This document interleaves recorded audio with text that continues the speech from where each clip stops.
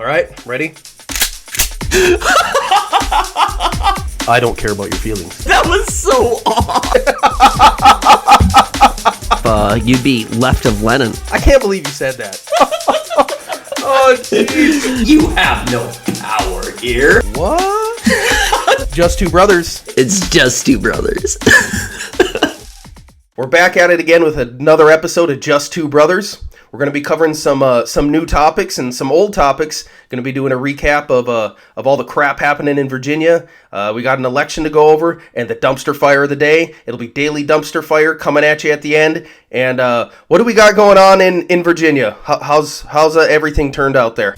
Well, we actually had a pretty big win for Virginia, and I would say America at large. Virginia was a really good sign, I think, of things to come.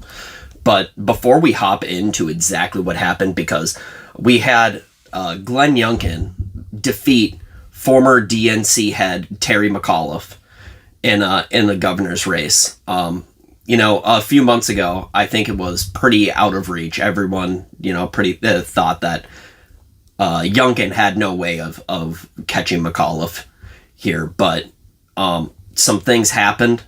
We're going to go through that, and it really, Republicans really turned out, and I think it proves that a lot of people aren't happy with the Democrat Party and the direction that they're going right now. Well, what is there to be happy about, quite honestly? I mean, if you're going to base the success of the Democrat Party on the current Plank administration, you're going to be pretty poorly disappointed.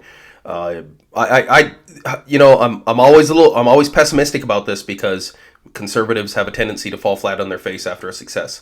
So, hey, yeah, we won. It's great. It's a great foreshadowing, typically in election history of what's to come.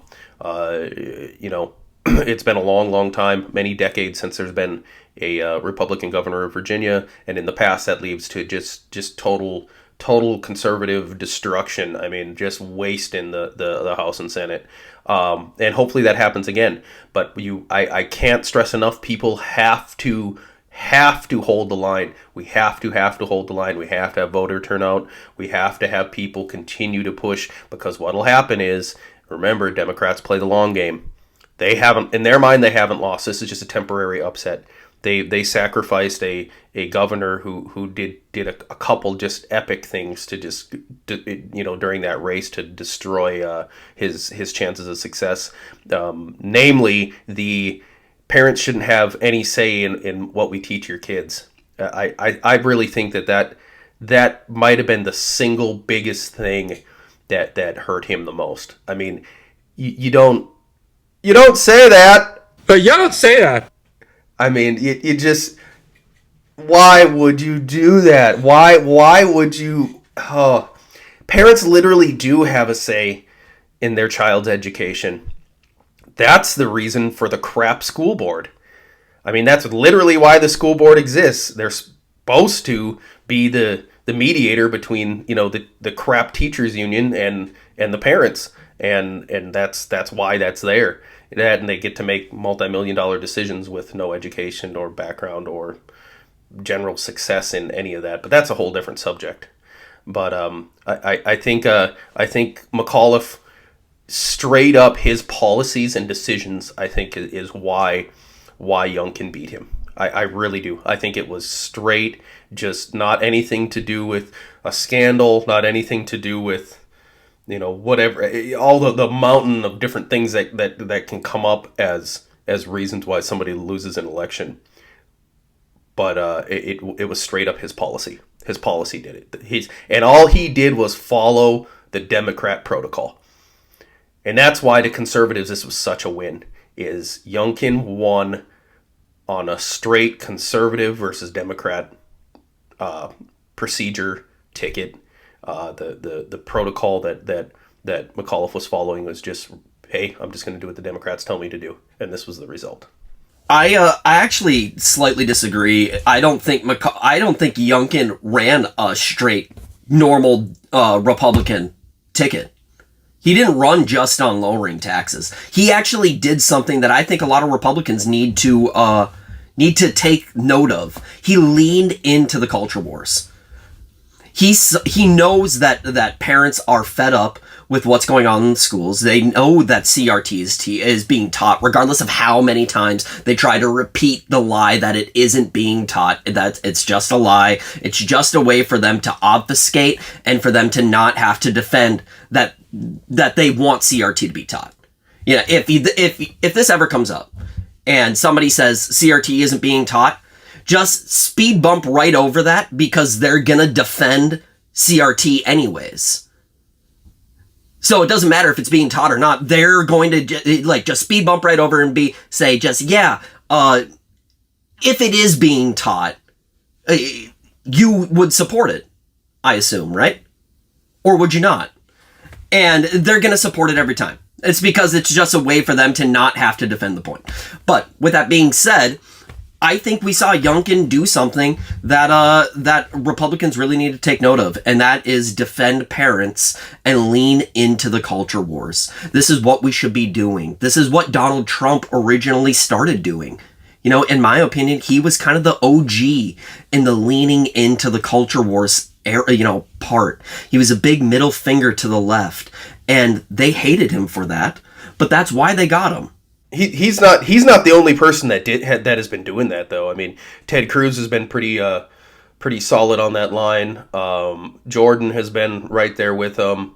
I mean, there's in my mind, the original guy that really started doing a lot of that was Rand Paul. I mean, he's always done that. He doesn't care what those politicians think of him. He literally says that.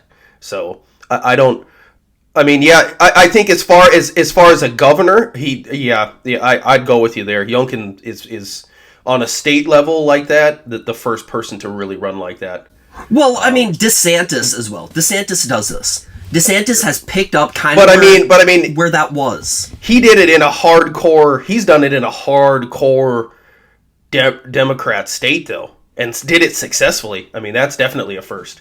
You know, normally in those Democrat states, you have a lukewarm conservative that's, I'm willing to work across party lines to come to crappy agreements that don't mean anything for me and my party. I mean, that's typically what you get in a Democrat state. Yeah.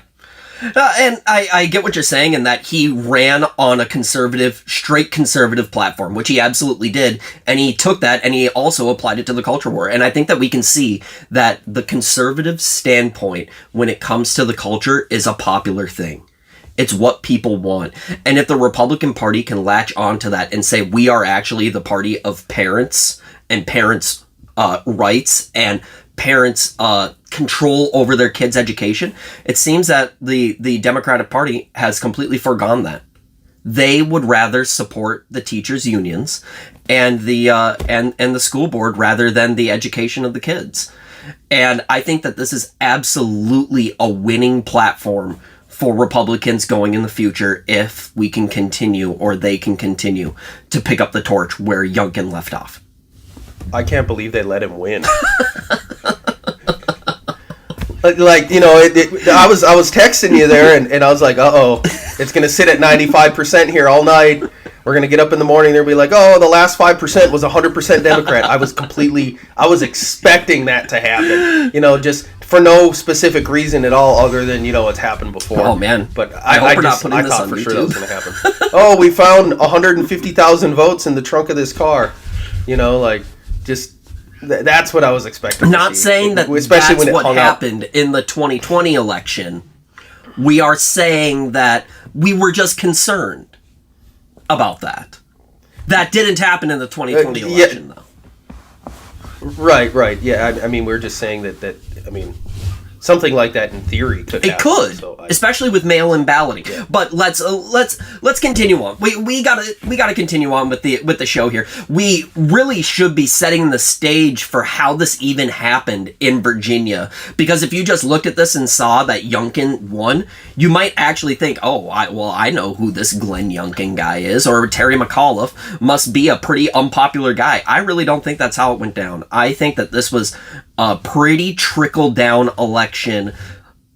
people looking at the Democrat Party, the platform at large, especially on the national stage, and seeing how that's exactly trickling down to their communities. And then when you see the case that the Daily Wire broke about Loudoun County, I mean, I think that was nearly the nail in the coffin. And then Youngkin in the middle, McAuliffe in the middle of a debate says that parents have no right over their kids' education. I'm not going to let parents come into schools. I don't think parents should be telling schools what they should teach. I don't think parents should be telling schools what they should teach. That was the nail in the coffin. I agree with you. I think that was the moment when everyone's like, yeah, this guy ain't it. But well, and his timing was so poor. I mean, gosh, it was like comedy, romantic comedy poor. Like, it was just, hey, what's the worst possible thing you could say right now? Say that, and that's what he did. But you see, he's also used to existing in a Democrat stronghold where he can say and do whatever he wants, and people just love him unconditionally because he's a Democrat, and that's all that matters. And it blew up in his face.